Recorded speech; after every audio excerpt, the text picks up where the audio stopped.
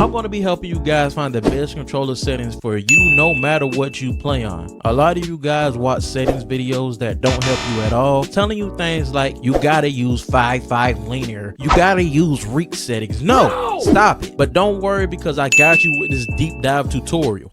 The first thing we're going over is the type of controller you are using. Some of you use a standard controller and some of you have a more expensive controller with paddles and other attachments. That being said, having good binds for the controller you use is very important. Mad people say they're good at the game while using standard grip, and if I'm being honest, they're probably lying. You have to be using paddles with good binds or playing some crazy claw grip that'll have your hands doing a Harlem shake if you want to be good at this game. Okay, next up is picking a play style. You need to decide how you want to play, which is something you probably never thought about. Do you want to be more of a competitive style player and more grounded with precise aim, or do you want to be a flashy creative player? If you want to be a competitive style player, you're usually going to have slower sensitivities, which players like Reed have, and if you want to be flashy, you're usually going to have a higher sensitivity, which players like Fade Sway have. So think about a player you want to replicate and keep that in mind. So first up, we're going to go over looking at the best base settings for people that want to be competitive linear players like Miro, for example. So you always want to make sure you start off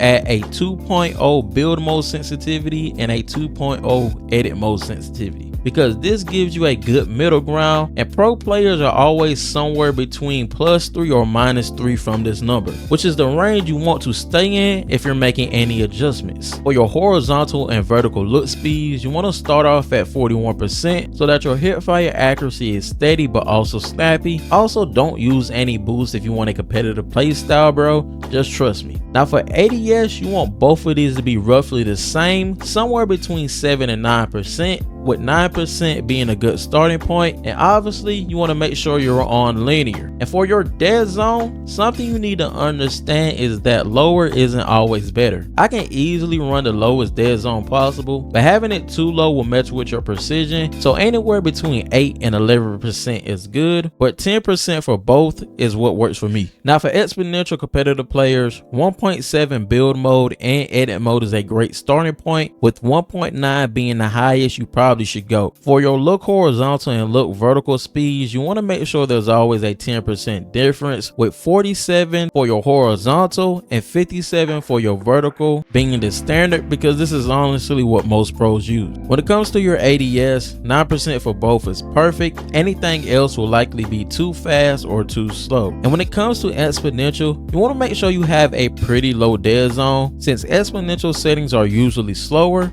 So 7% for both is a great middle ground, with 6 being the lowest you should go and 8 being the highest. Sometimes I also like to have one slightly above the other if I feel like I'm moving a tad bit too slow, but that's up to you to decide. Next is the setting for creative players. For this, you want to make sure you start at a 2.1 build and edit mode speed, with your look vertical and look horizontal speeds both being 43%. You also want to make sure you don't have any boost on, and have your ADS sensitivities between 10 and 13. I usually keep mine on 10 because it feels like it's a little bit more precise, but you can also bump this up to 13 if you feel like it for both. Obviously, you want to make sure you're on linear, with your dead zones being 5% for both, because since you're going to be making a lot of micro movements, you'll need to be as free as possible when building. Last but not least is zero builds. Obviously, since you're not going to be building, the only settings that matter are your look speeds, your ADS speeds, and your dead zone. Now personally, after hitting Unreal multiple times, I think I have some of the best zero build controller settings. MF Buddy, who's another really good zero build controller player, also has pretty similar settings to mine, so you really can't go wrong. So for zero builds, I run a look horizontal and look vertical speed of 22%, a turning horizontal and turning boost of 11%, a turning boost ramp time of 0.12 seconds. For my ADS look horizontal and look vertical speeds, I have both of those set to 8%, and I also have a 0.03 second look dampening time. Now I do play zero builds on linear, and for my left stick dead zone I have it set to 7%, and my right stick dead zone is set to 8%. If this video helped you out, make sure you leave a like on it. It's been your boy Fajon. We out. Peace.